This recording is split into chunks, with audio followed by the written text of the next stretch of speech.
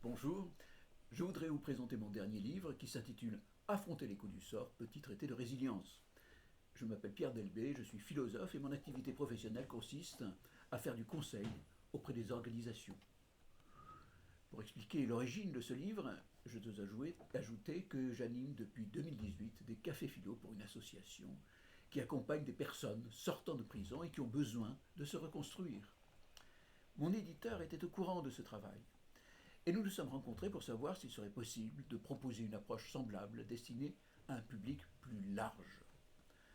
Tant de personnes ont en effet besoin de trouver des clés pour mieux vivre les coups durs rencontrés dans la vie. C'est ainsi qu'est né ce livre.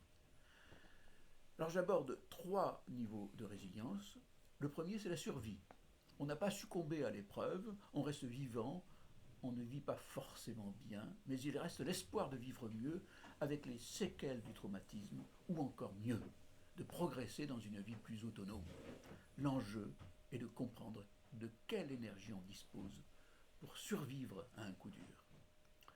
Le second niveau de résilience est la vie satisfaisante. On accède à une vie humaine, familiale, amicale, professionnelle, acceptable. On ne vit certes pas comme avant, mais tout de même, le gain de progression depuis le traumatisme est appréciable. Cela suppose de comprendre les différentes stratégies que l'on met en place spontanément pour faire face aux épreuves et d'évaluer celles qui sont les mieux adaptées pour soi. Il y a un troisième niveau, et c'est la vie surabondante. Un bon exemple est celui de Henri Dunant, témoin de la bataille de Solferino au XIXe siècle, opposant Napoléon III à l'empereur François-Joseph. Il est traumatisé par ce qu'il observe sur les champs de bataille et il le restera probablement toute sa vie. Mais il n'en reste pas là. Il fait tout ce qu'il peut sur le moment pour sauver des milliers de soldats, quelle que soit leur nationalité. Et déçu de n'avoir sauvé qu'un faible pourcentage de blessés, il décide de vouer sa vie aux blessés sur les champs de bataille. Et il va ainsi créer la Croix-Rouge.